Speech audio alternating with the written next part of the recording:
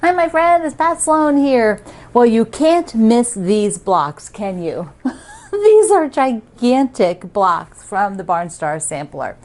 That comes out once a month. We do a block, so I'll talk about that in a second. We also have Sewcialites today and our scissors and spools, and I'm putting binding on my single block today, and I'm going to deep dive into how I approach and do my single binding by machine. So we'll do that as the main part of the video, but first let's do these other things. It's also tortilla chip day, taco chip day. Yes, that is probably my favorite food.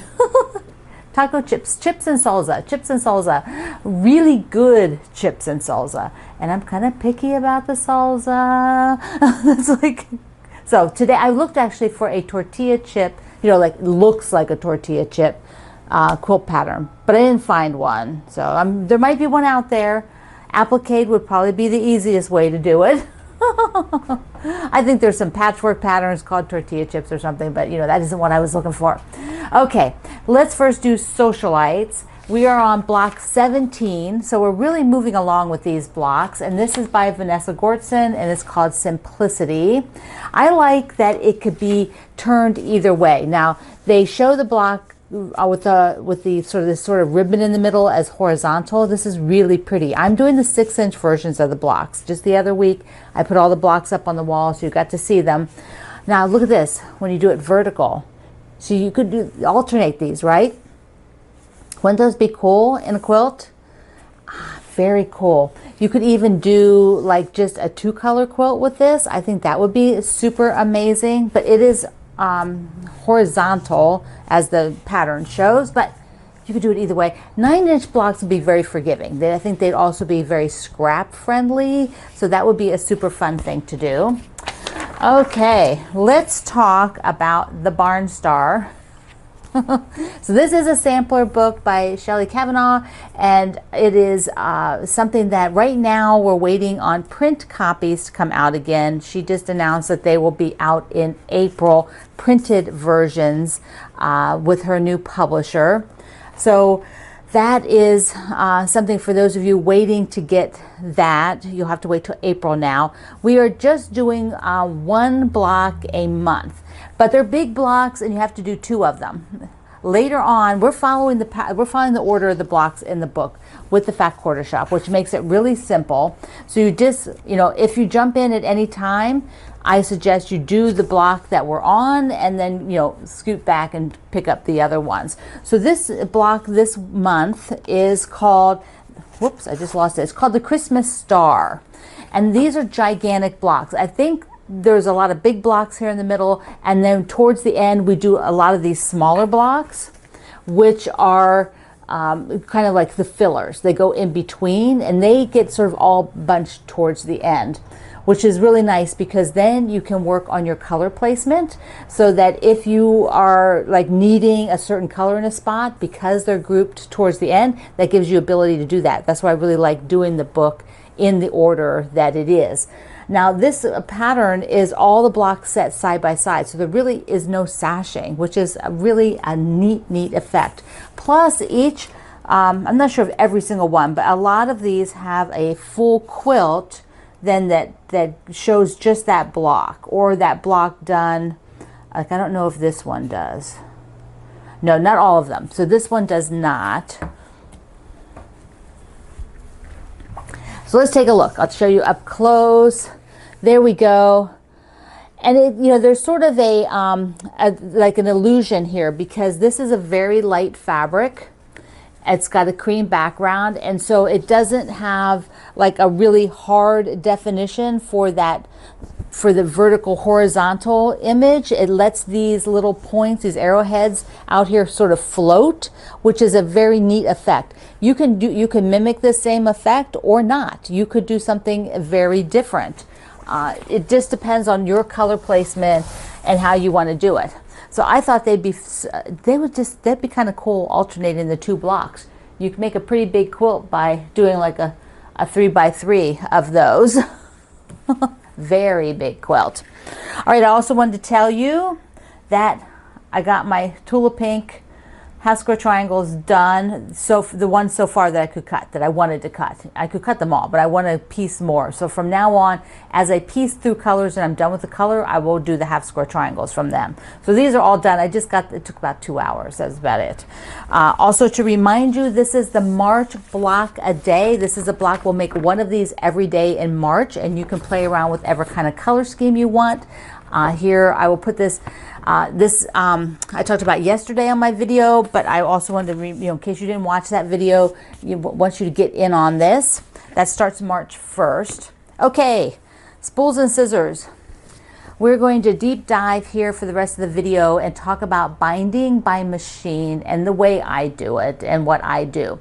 This one is now finished. So cute. I can hang it here in the studio. I'll probably swap out the strawberry over there because I don't really have a lot of wall space.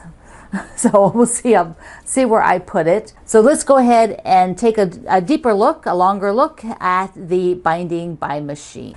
I'll tell you a little bit about how I approach doing single binding, and especially on a little quilt. I don't know why I say especially, but I do have a few things that I think about more when I'm working on a smaller project. So let's take a look at it down flat first. So this is pretty small, and I want to hang it. I'm not going to put it into a pillow or a bag or something. I'm going to put it as a wall hanging. I decided I'm not putting a hanging sleeve or anything. I could, but what I end up doing is I just stick pins and stick it in the wall, so I'm just not going to take the time. I do need to stick a label back there. I probably will just put a little tiny square on the back and put the date. So now, single binding. Let me just show you up close what that is. I have a whole tutorial with other videos on my website, and I will link that in the description box and at my article today, but it's on my tutorial page at the blog. So this is single binding. I just cut 1.5 inch and then I press over 1/4 inch, and I eyeball that. And I've done this for 30 years plus, and so that's what that looks like. And the reason, why do I do this? I don't know. I started doing this when I first started quilting. Probably somebody showed me when I first started quilting.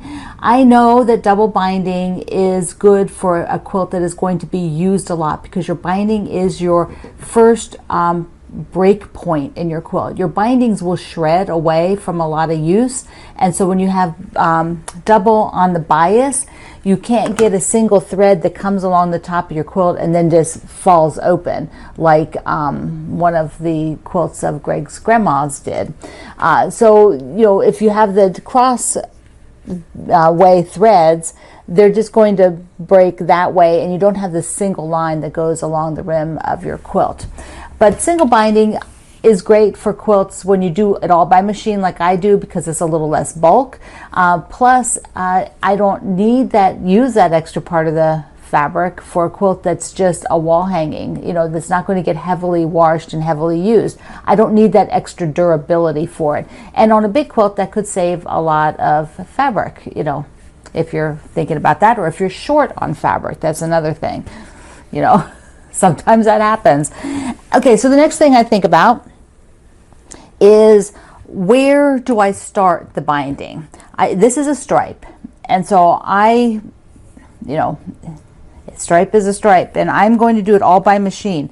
And so I'm going to be putting it on the back, sewing it on the back side, and then flipping it up to the front and over. So it's going to look like this. That is what it's going to look like. Now where you start and join, where your join is, I always like to put it on a side, not the top or the bottom. I always like to put it on a side. And years ago, I had what was she, like a judge, a quilt judge. I roomed with her at an event. We were both teaching, but she told me that your eyes, tend to go to the top left, down to the bottom right, and so the bottom right is like the last thing seen, so it should be the most perfect. And your top left is like where you start things, because sometimes you maybe get a little boggle or something like that. So I always figure I'm going to start over here, but I have to start on the back, not on the front. So here is my, you can see the top of the spool in the quilting, and I will be sewing with the other end.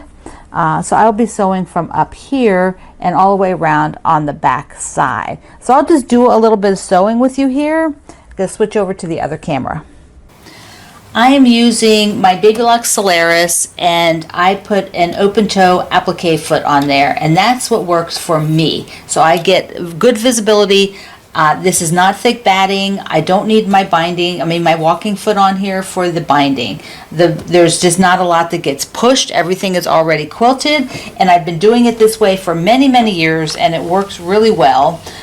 So I am going to just start where I have some tail. Do you see? I've got to have some tail over here so that I can join, and I'll do a couple stitches forward and then a couple stitches back, because I want to, just sort of do a locking there, because there's a little bit of a stress point when you're starting to join the bindings, and I want to be sure it stays where it should be stays put.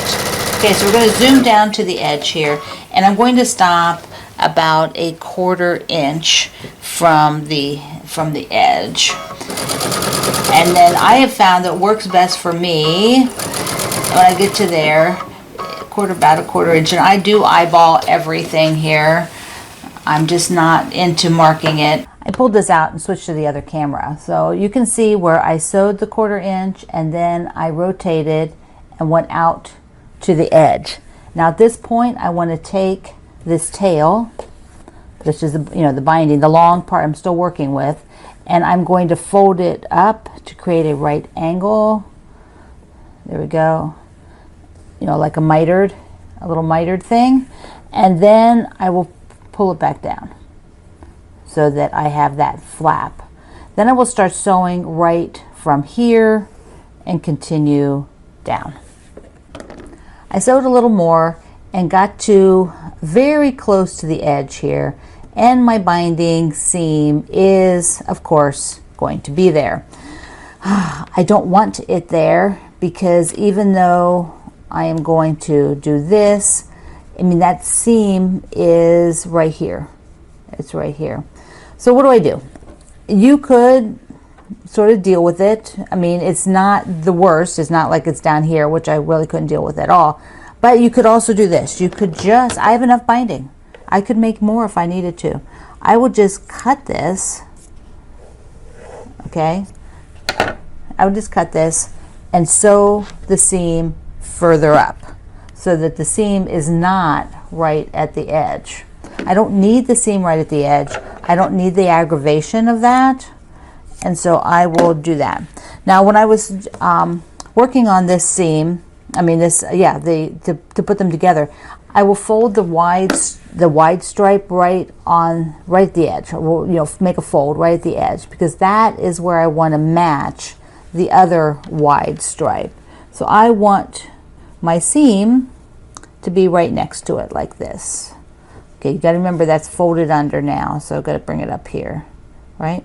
So I want to make the seam right here so it's pretty much invisible, and that is where I will put it. You could put, you could glue that if you felt the need, but I just hold it.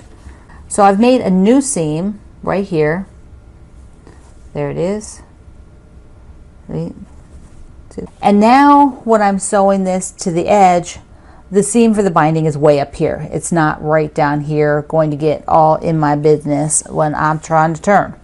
So let me go ahead and finish all the way around till we get over here, and then we'll do a join. Here we are, time to do this. Like a lot of times you will find, you will miter so that your bindings, come and make this, this business on the other side where they'll look like that. But I don't want all of that because of the stripe. They're not matching. I am not going to take the time to figure out how to match it. So I will do a straight seam on here, which means just like I did the seam to connect two pieces, I will find, now I'm not going to probably hit the red and red exactly, but what I want to do is not have red to red. Here's on the back. So here's what it will be. Do you see, like, it's just stripe to stripe? But I can, you know, I can fuss around where will it look best. If I could get a little bit of the red, so I don't want red to red. I would rather have the lighter colors next to each other, just because I think visually the red to red is real heavy, and I would notice that more. Okay, so there we are. So that's what I'm going to do. I'm going to join it like that. So I'm happy with that, and what I want to do is pin that.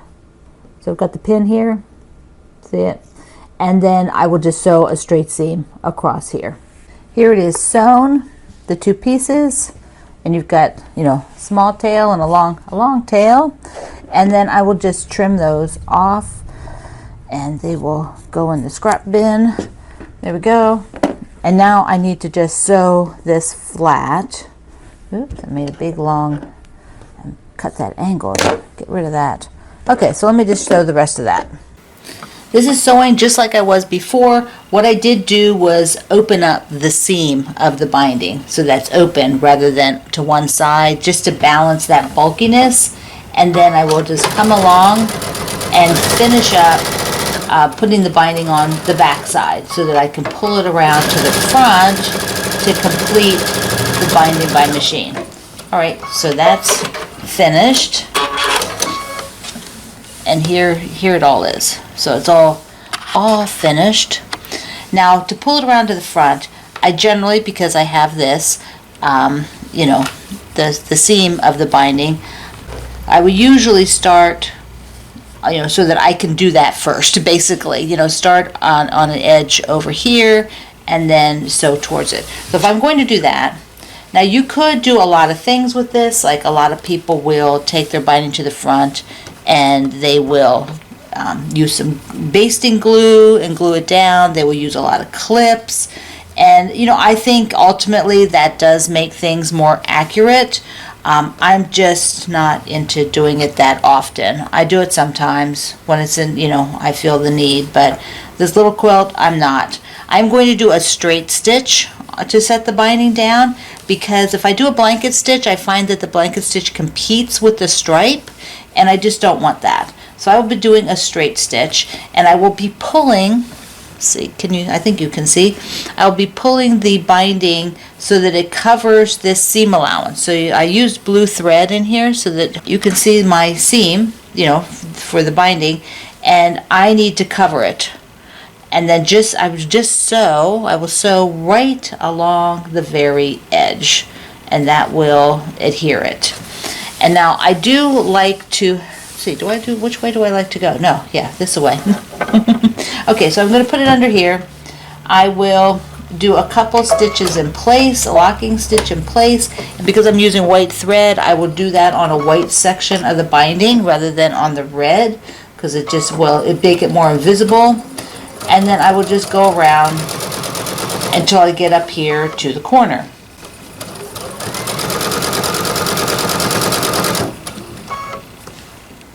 Okay, when I'm up at the corner, let me get a stiletto. This is a stiletto, so it's like a little pointy finger. So when I get up here, I am going to fold. It's hard to do this without getting my hand in, but I will pre-fold my corner. So basically, I'm pre-folding the corner so that I can just come right up to it and pivot and go around to the next side. So I'm going to hold it down, and that's where, you know, people will have glued this in advance. They don't have to kind of do all these gyrations. So I will just pivot now, pivot the whole thing, and use the stiletto to hold that seam allowance, hold the binding over the seam that you can see there, and then just keep going. And I will repeat that for all the sides. Binding's all on. Let me just show you close up of the straight stitch. And so here's a straight stitch. There's a corner. So when I come down here, I think you can see that pretty good. When I come down with a straight stitch, and then I just pivot and go the other side. Now that does mean this is loose on this side and that's loose on the back side. If you are doing a bigger quilt that you'll be washing and such, then I would hand stitch both of those sides shut, just so nothing sort of catches in it. But for wall hanging, I don't do anything. I just leave it. So there is the whole thing all ready to enjoy. Thank you so much for being here, and do some spools. And next week, which is our final for the spools, I will do a quilt show of your spool blocks that I haven't shown yet, that I've found. So go and show them at my Quilt Along with Pat Sloan. There you have your Barnstar block. And if you are just starting, these are the blocks that you need to do. But otherwise, this one down here, the peach one, is this week's block. So I love you. Mwah.